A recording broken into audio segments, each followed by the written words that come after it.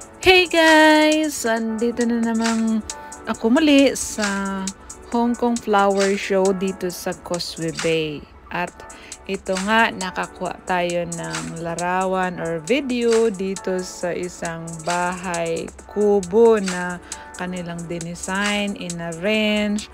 Parang ipinapakita dito yung pamumuhay noong unang panahon. So, ang ganda, may maliit na flower garden, mayroong mga halaman, paikot ng bahay. At dito, makikita ay meron sila alagang aso. So, very simple lang yung life noong unang panahon.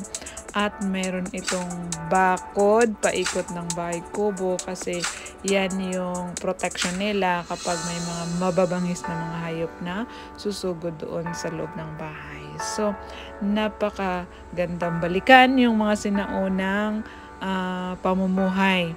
So, ang simple, ang saya, tapos walang masyadong demand no sa buhay.